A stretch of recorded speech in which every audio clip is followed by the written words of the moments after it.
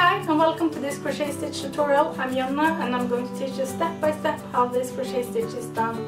If you really love what I'm doing here, please subscribe to my channel, and if you love what I'm doing even more, please subscribe to my newsletters where I got the link below here.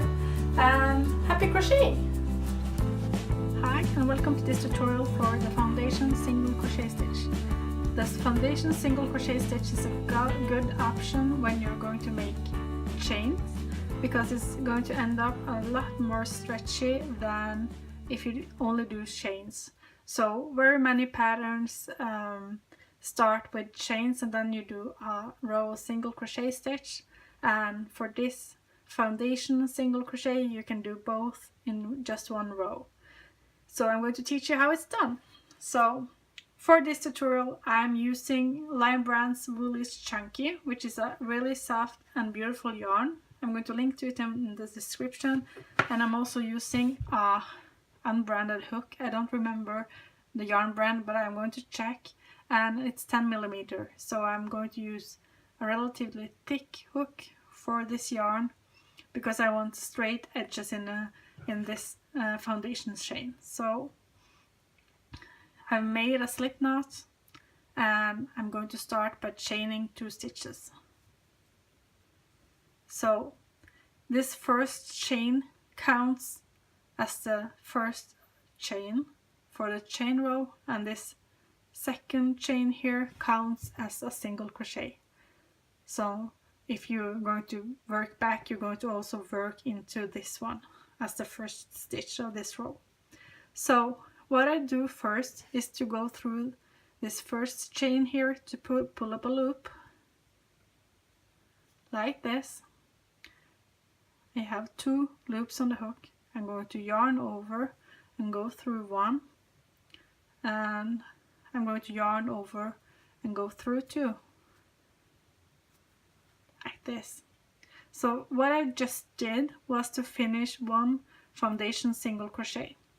It's a little bit different because I could go through the first chain here, and now I'm going to look for where I'm going to do it for the rest of the tutorial.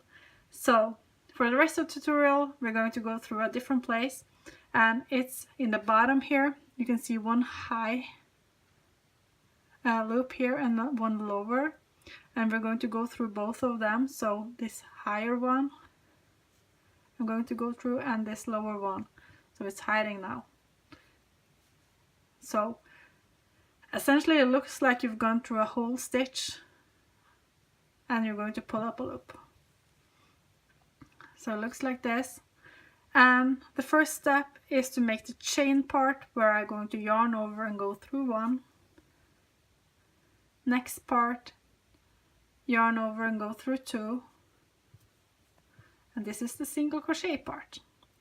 So in the bottom we're making the chains, in the top we're making the single crochet stitches.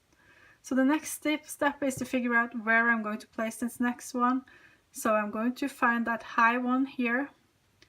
If you see it here, the high one and the low one, and I'm going to go through them like this.